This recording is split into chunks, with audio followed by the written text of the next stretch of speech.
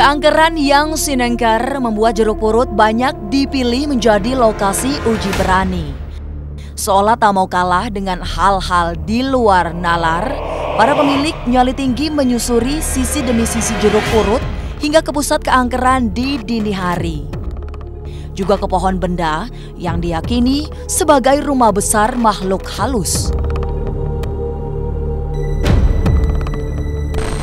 Mengenai mitos-mitos TPU Jeruk Purut yang selama ini kesannya seram, terus ada hantu segala Jeruk Purut sampai meluas kemana-mana, pemerintah mengusahakan untuk tidak membuat kesan itu seperti itu lagi. Jadi TPU Jeruk Purut ini kedepannya nanti akan dibuat seperti taman bermain, taman jogging.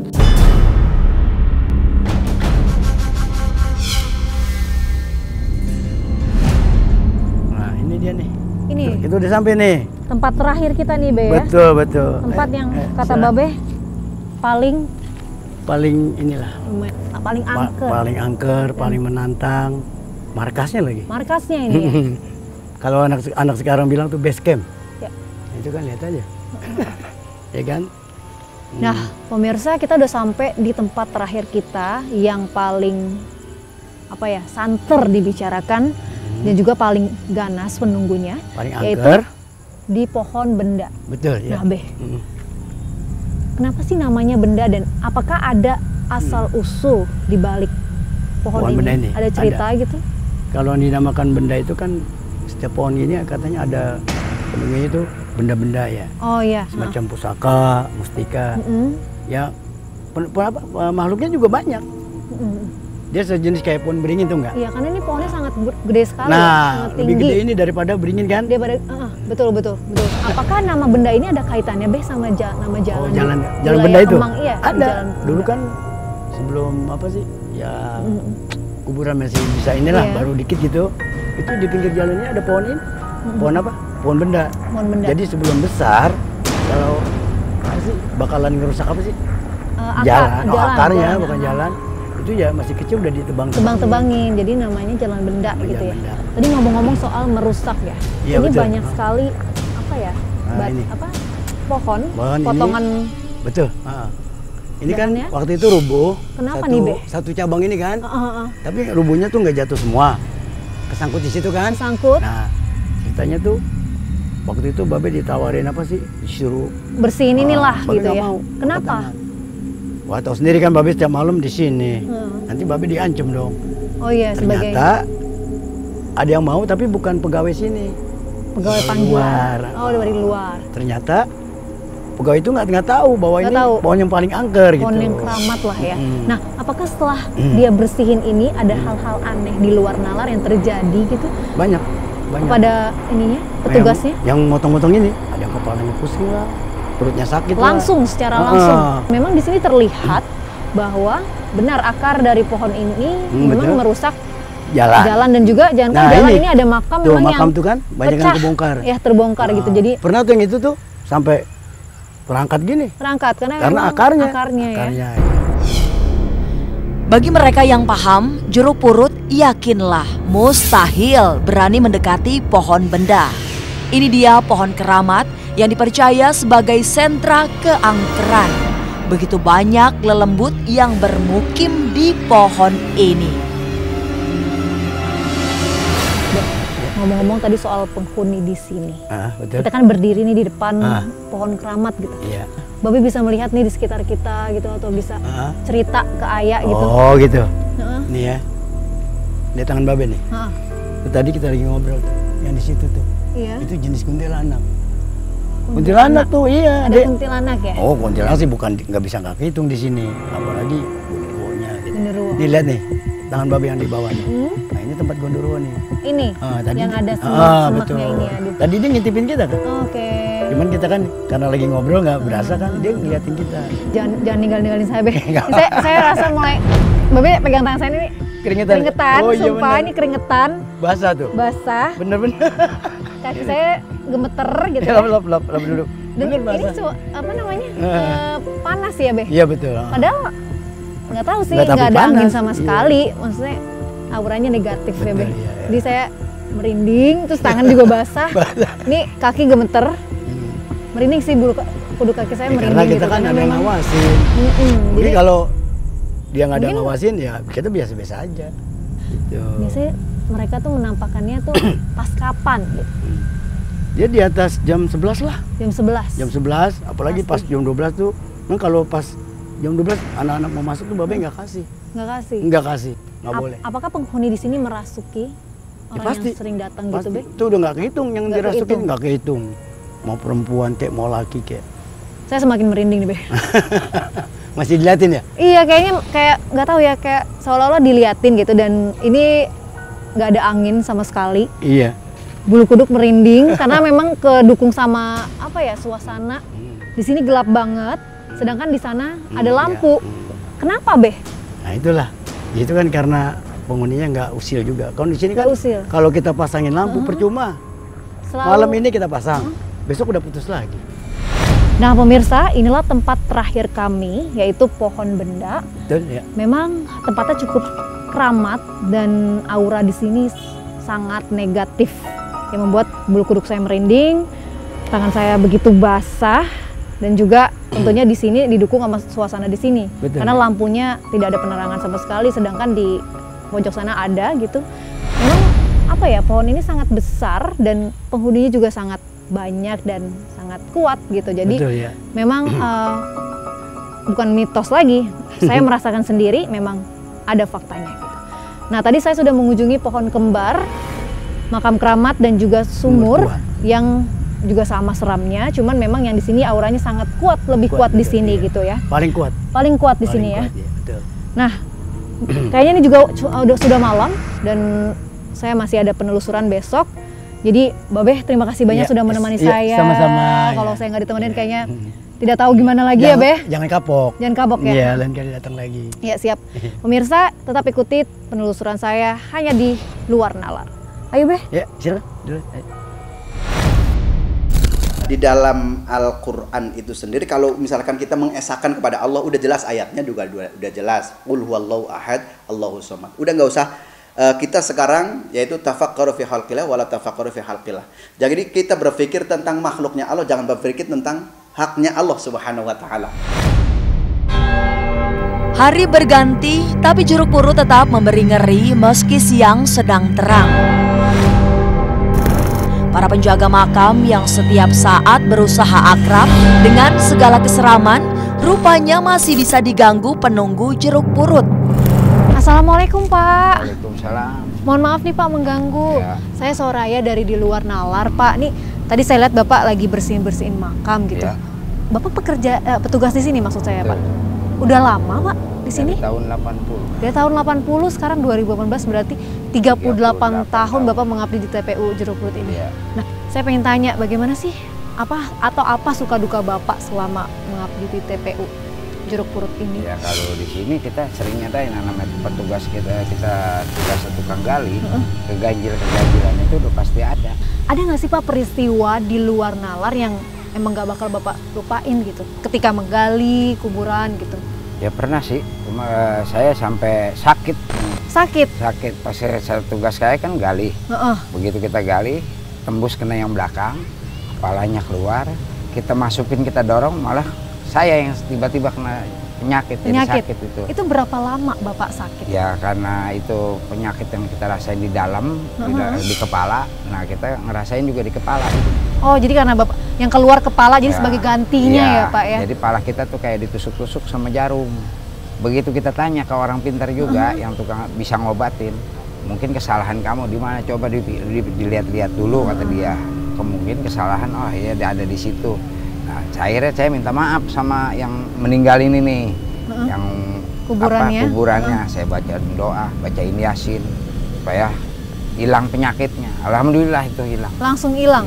Tapi sebelum Bapak ke orang pintar, apakah Bapak pergi ke dokter kayak secara logisnya gitu? Nggak sempat ke dokter, kita langsung dia aja kita hubungin. Udah itu doang. Ngomong-ngomong soal penampakan, saya juga tahu nih, Pak, banyak berita yang beredar tentang penampakan.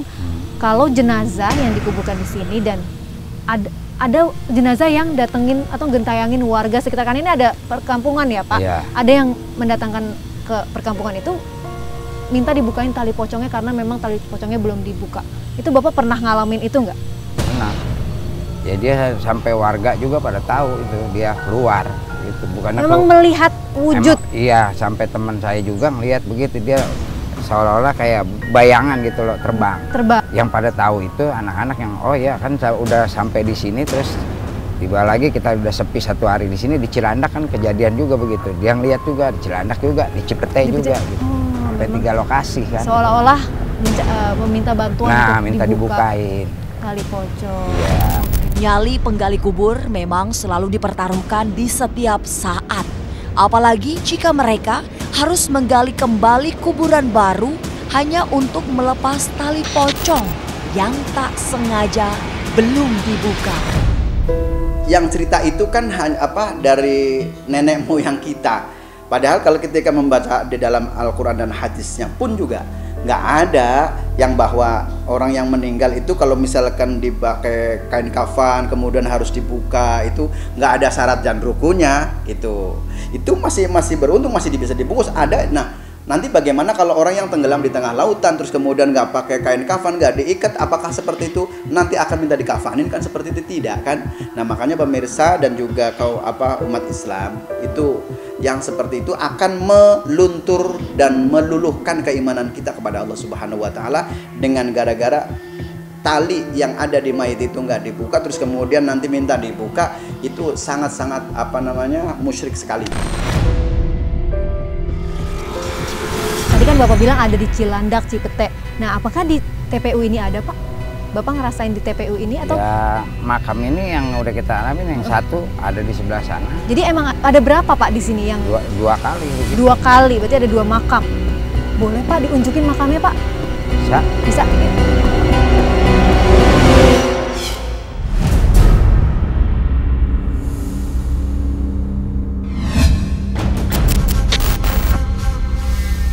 Nah ini dia ya Pak makamnya. Pemirsa, saya sudah sampai di makam yang kata Pak Napi arwahnya itu gentayangan karena tali pocongnya belum dibuka. Tapi sebenarnya itu ceritanya bagaimana Pak? Sampai tali pocong ini tidak dibuka gitu? Dan pasti jenazahnya ini sudah menghadap kiblat kan? Udah. Cuman ya dari kemungkinan dari pihak keluarga kita juga nggak tahu dia dari apa kakaknya apa adeknya. Cuman dia nggak ngasih buka, ya udah kita udah dimiringin, pasang tutup pakai papan, kita langsung nguruk. Tapi yang penting udah menghadapkan kiblat dan betul. Pak Napi juga sudah mengingatkan keluarga. Saya bilang udah Pak buka, ya udah nggak usah tutup aja pakai papan, udah. Apakah setelah gentayangan itu dari pihak petugas dari TPU ini memberitahu keluarganya, kemudian melakukan Pak? Digali ulang, dibuka kembali itu apakah mungkin? Ya kemungkinan sih kayaknya nggak ada, kita nggak berani menghubungin keluarga. Jadi memang itu rahasia. Ya, jadi kita simpan yang udah ya udah gitu aja. Kalau orang yang lagi berziarah gitu maksud saya, adakah didatengin juga maksudnya oleh jenazah ini seolah-olah minta dibuka bantuan? Minta bantuan? Enggak, alhamdulillah enggak. Enggak pernah ya. Tali pocong rupanya bukan sekedar sepotong kafan pengingat mayat. Oke pemirsa, langsung kita melihat makam yang satu lagi.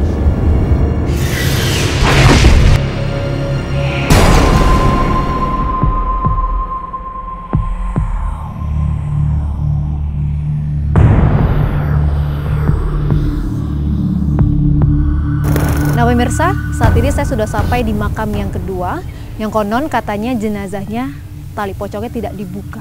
Benar ya Pak ya? Betul. Nah, seringnya itu yang ini yang memunculkan diri, yang mewujudkan penampakan atau yang 2009 itu Pak? Ya tahunya saya anak-anak yang di sini sering pada diganggu. Yang sering ini? Ya yang pada tes uji mental itu pada sering nemuin, kadang-kadang dia ada di sana. Nah kalau boleh tahu ini ceritanya dulu seperti apa Pak?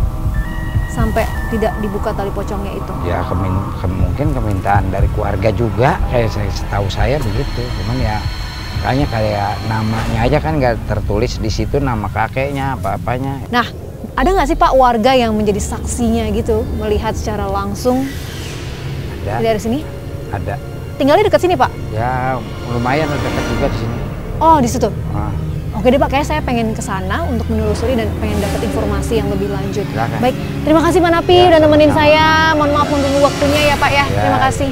Nah pemirsa, sekian informasi yang saya dapat dari Pak Napi selaku petugas gali kubur di TPU Jeruk Purut.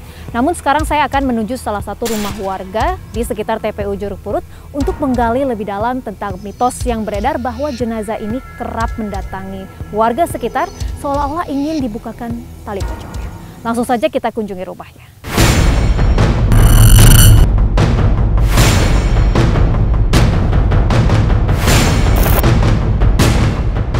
Ibu, permisi Bu.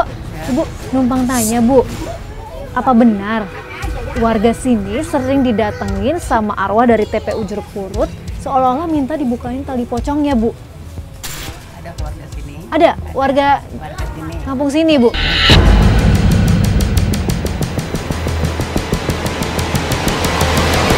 Kalau boleh tahu siapa namanya Bu? Bu Yus. Saya boleh tahu di mana Bu rumahnya Bu? Oke deh, makasih ya Bu. Saya mau langsung ke rumah Ibu Yus. Makasih Bu. Pemirsa, sepertinya ini adalah rumah Ibu Yus yang sudah diberitahu oleh Pak Napi yang katanya menjadi salah satu saksi di mana melihat penampakan jenazah yang katanya digadang-gadang seperti meminta tolong untuk dibukakan tali pocongnya. Assalamualaikum. Ibu, mohon maaf mengganggu. Perkenalkan saya Soraya. Apakah benar Bu ini rumahnya Ibu Yus? Iya benar, Ini dengan Bu Yus sendiri? dengan saya. Oh, baik. Nah Ibu, aku pengen ngobrol-ngobrol sedikit nih. Tadi sempat muter-muter sama Bapak Napi dan Pak Napi memberitahu bahwa Ibu adalah salah satu saksi yang melihat penampakan jenazah yang katanya meminta tolong untuk dibukakan tali pocongnya. Seperti Iya itu. benar. Waktu itu pada jam 7 malam ya habis maghrib. Saya ingin ke warung, tiba-tiba belum saya buka pintu terus ada yang ngetok pintu, hanya kelebatan saja gitu. Saat itu apakah suasana di sekitar rumah Ibu ini ramai atau sepi malahan? Sepi. Iya. Dan itu yang berapa kali Bu merasakan seperti itu? Itu 2 kali.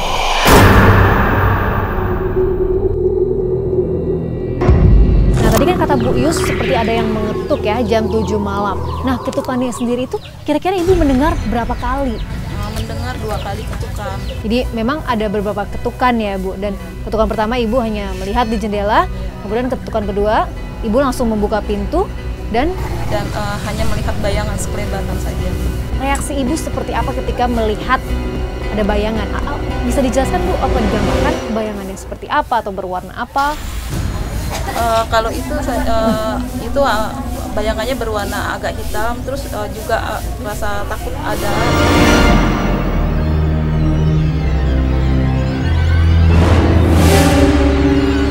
Ini pengalaman Ibu pertamakah didatangkan seperti itu? Ini enggak sih, sudah 2 kali. Ketika di rumah atau ketika Ibu sedang? Enggak, ketika di rumah. Ketika di rumah. Nah, itu di tahun berapa Bu? Atau baru-baru dekat ini Ibu merasakan Enggak. hal seperti yang itu? pertama tahun 90, yang kedua tahun 2000-an. Tahun 2000-an memang cukup lama ya Bu ya. Nah, Bu Yus tadi kan bilang 2 kali didatengin ya atau diwujudkan gitu, wujudkan penampakan atau didatengin ke rumah. Nah, untuk cerita yang kedua itu seperti apa kronologisnya Bu? Atau waktu itu Ibu lagi ngapain kah? Yang pertama memang saya ingin ke warung. Yang kedua anak saya sedang bermain-main gitu, ingin memanggil anak saya. Tiba-tiba kalau yang pertama itu saya melihat penampakan seperti anjing gitu, anjing semakin besar, semakin hitam gitu, yang hitam. Nah yang kedua itu yang pastur.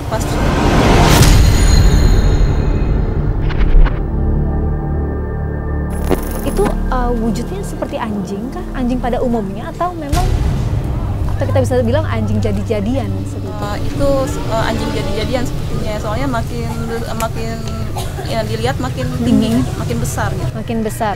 Ya. Nah, apakah memang makam pastur itu dimakamkan di sini? Iya, makam di sini. Sebenarnya bagaimana sih Bu wujud menurut Ibu bagaimana saat reaksi Ibu melihat atau didatangkan seorang pastor itu? Saya sempat mengejar bayangan itu. Setelah agak dekat gitu sempat agak takut juga. Takut.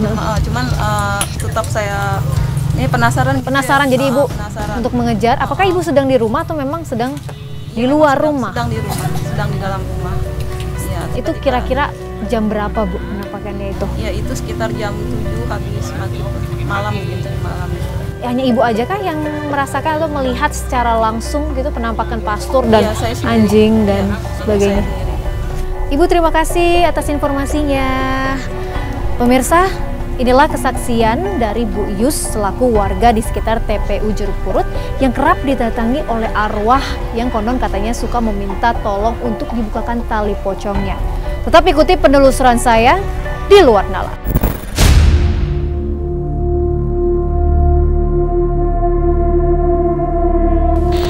Untuk TPU Jeruk Purut dijadikan uji nyali memang udah mitos sejak zaman dulu ya, sampai sekarang juga masih digunakan untuk uji nyali. Kami sebagai pengawas TPU Jeruk Purut setuju-setuju aja, nggak masalah selama itu menjadi hiburan buat masyarakat, tapi jangan dijadikan mitos yang seolah-olah itu masyarakat jadi takut ke sini. Yang dikatakan roh sampai gentayangan seperti itu memang kalau menurut pandangan manusia kan sudah nggak ada menurut pandangan manusia, tetapi menurut pandangan Allah kan nggak. Wala tahsabannalladzina qutilu fisabilillahi bal ahyakum. Dan jangan kau menyangka bahwa orang yang meninggal itu sudah meninggal, padahal dia bal ahya masih hidup. Jadi nggak ada roh gentayangan, itu nggak ada.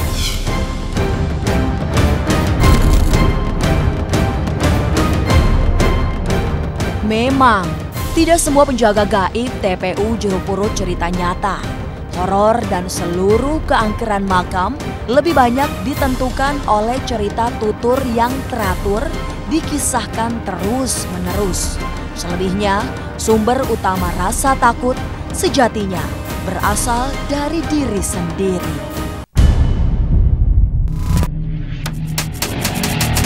Pemirsa, demikianlah penelusuran kami mengupas fenomena yang ada di TPU Jeruk Purut. Saya Soraya Diva di Luar Nalar.